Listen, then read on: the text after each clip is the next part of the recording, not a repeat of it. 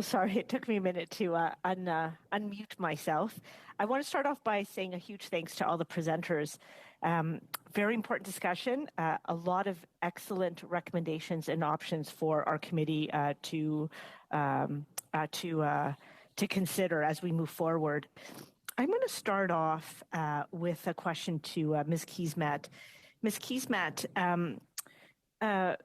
leaders like Maureen Fair, who runs West Neighborhood House, are probably one of about 6 groups that have approached me over the last few years who would like to, who have land, who have capital, who have drawings, who've done a lot of work, who are trying to build affordable housing or housing for our most vulnerable. And I wonder if you have, I know that you had talked about the incentives are not there and there's not enough money, but I wonder if you could be maybe more specific about what more we can do, whether it's at the federal, provincial, and municipal level, to actually help support groups like West Neighborhood House to get going on building on the land and and using their capital. Thank you for the question. Access to capital is really critical for the delivery of affordable housing specifically, and the cost of capital can be the deterrent to being able to build that housing.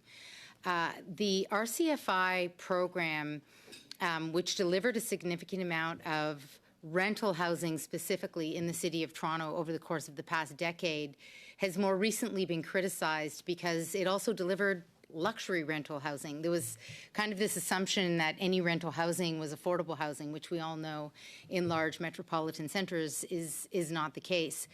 RCFI, sorry. Can you just, what is RCFI? Sure, my apologies. The Rental Construction Financing Incentive, which essentially is a CMHC program that allows for interest-free borrowing for the construction costs of rental housing.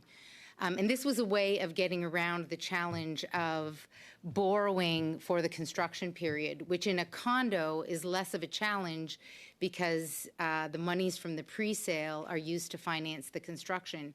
But of course, in rental housing, because you're not selling anything, you don't have those pre-construction monies. So the rental construction financing program, which is referred to as RCFI, has actually been the program that has incentivized the rental housing that you have seen built over the past decade. It's been a really critical and important program.